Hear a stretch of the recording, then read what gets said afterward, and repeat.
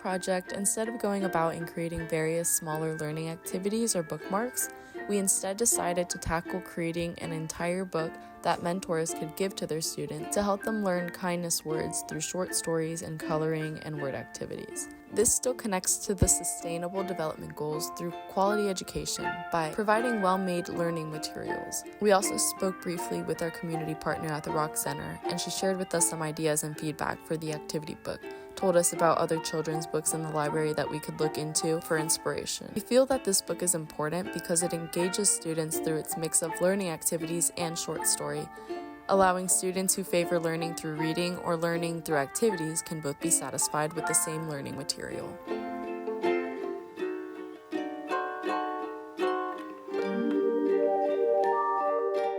Our group as a whole learned a lot from this project and are still learning new things. Our group could say that we gained better tools to work with others in a group, like better time management with self or group-made goals. Working on this project also made us think about the issues that come with not teaching kids about kindness, and a lot about kindness itself and its concepts.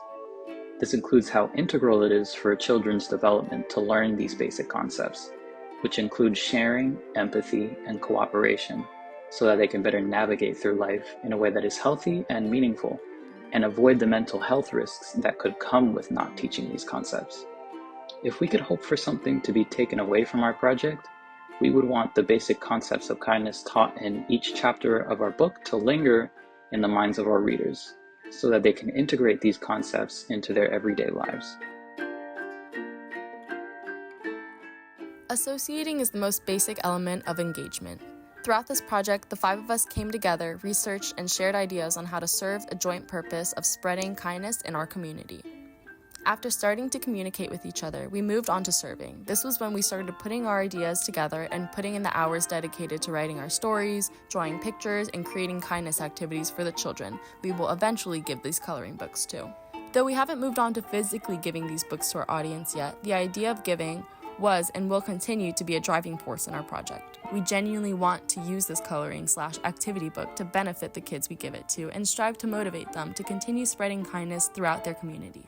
The techniques of civil engagement we used on this project included a lot of problem-solving and critical thinking. Writing a book is already an involved process on its own under normal circumstances, but to write this one, we had to take into account the ideas and story portions written by our other members, to draw our own coloring pages related to the story, and create activities with the book, all while under a quickly approaching deadline. To make this process as easy as possible while still maintaining quality, this project required a lot of communication, teamwork, and outside resources to gather ideas on how to put this book together.